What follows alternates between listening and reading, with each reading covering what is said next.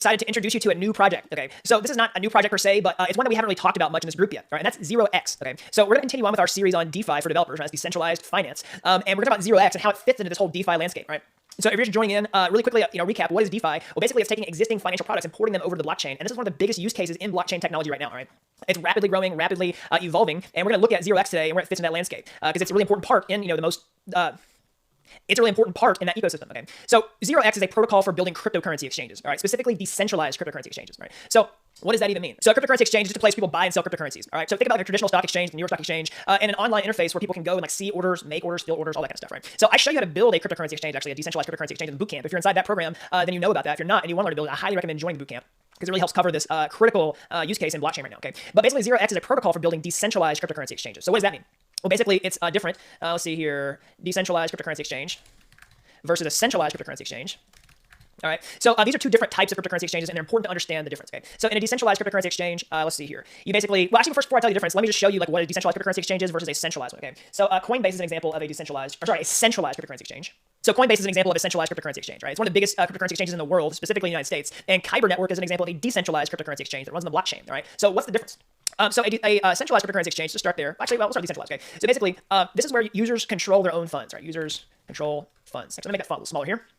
Just do that, all right? So users control funds, all right? So sometimes decentralized cryptocurrency exchanges are referred to as non-custodial exchanges, okay? Versus a centralized cryptocurrency exchange like Coinbase, all right? Exchange controls funds, okay? So there are pros and cons to this for sure.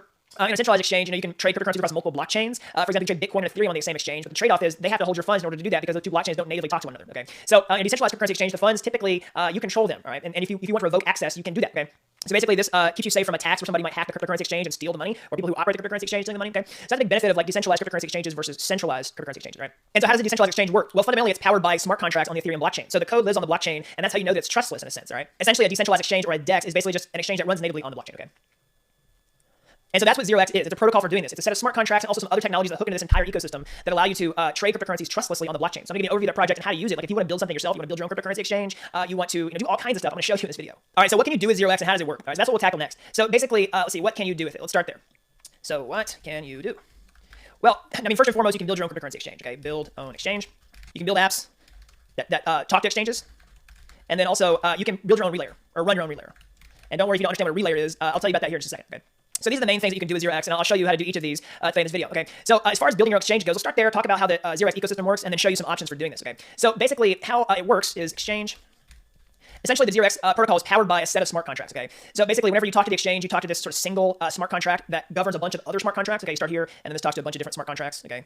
And so basically, like let's say you're on the exchange and you want to buy a cryptocurrency. Well, you talk to this central 0x contract right here, and then it talks to a bunch of different ones. So for example, here's the 0x contract on the Ethereum mainnet right here. Okay. So essentially, we can go to read the contract here. That's pretty cool. In Etherscan, you can go and like click to the contracts tab and actually reveal the source code, so you can like see how it works. All right. You can interact with the smart contract directly. Essentially, you can just go like you can read information about it here. You can call the smart contracts function directly from Etherscan. Like let's say you wanted to fill an order, for example. Say fill order. All right. You can just do that right here. You can just put in the inputs and then sign a transaction with MetaMask, and you would boom buy a cryptocurrency instantly from the with the 0x smart contract. And that would basically do everything on the blockchain, okay? And that's the single entry point right here, the smart contract, and it talks to all these other smart contracts that sort of handle the internals, like the ERC20 proxy and all that kind of other stuff, right? So I don't get into the details of all that. It's probably a little more advanced than the scope of this video, but that's how it works, okay? So I'll note this. Basically, 0x works with a smart contract that handles the exchange, but the protocol itself doesn't actually hold cryptocurrencies. That's one of the things that makes it decentralized, right?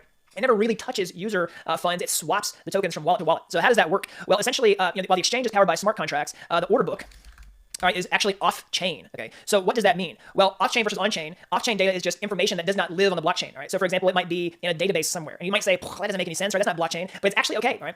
So essentially what it does is somebody signs an order, and that information, the blockchain understands that information, and when you go fill the order, it basically, you provide a signature for that order, and the blockchain basically confirms your intent to trade, and that's how the smart contract performs the swap. So I hope I didn't lose you there. Basically, what happens is, you can sign a transaction with MetaMask.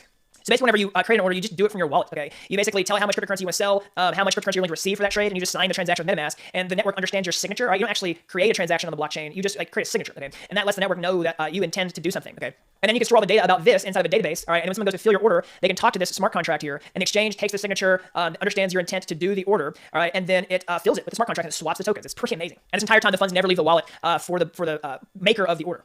All right, I know a lot of it can get kind of complicated and pretty sophisticated and maybe a little over your head, especially if you've never like used an exchange much before. But let me just show you what you can do with 0x, and that might, how can I say, basically inspire you to learn more about how exchanges work, because there's so many benefits you can get from using this protocol. Okay, so basically there are two main ways that you can use 0x. You can build your own cryptocurrency exchange, or you can create other apps that interact with the 0x protocol. Okay.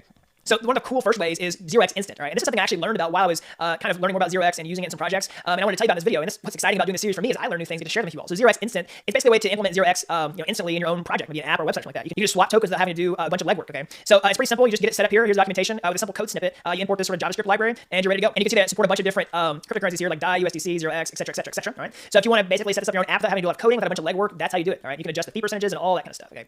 And that's the plug and play solution for implementing 0x in your project. And that's going to have some limitations, right? If you want a more sophisticated solution, essentially what you can do is build your own project. Okay. And there's some tools that are going to be pretty helpful for you, like 0x API, all right, and 0x smart contracts. And with both of these things, you can essentially create your own custom solution to integrate 0x into your project. So the 0x API will let you do things like get the 0x orders, right? So here. All right, so remember I talked about the order book being off-chain? Well, that's what's really cool about it is you can plug in this API and you can just get the orders and you can put them in your own cryptocurrency exchange and let other people fill them. Like they could basically sell, they could buy the cryptocurrency I'm trying to sell, right? And so for the smart contracts, you can create your own DEX or app that hooks into the 0x protocol, all right? So I'm gonna show you both of these things today, all right? So let's start with the API for getting the order book so you can build your own cryptocurrency exchange or whatever. Yeah.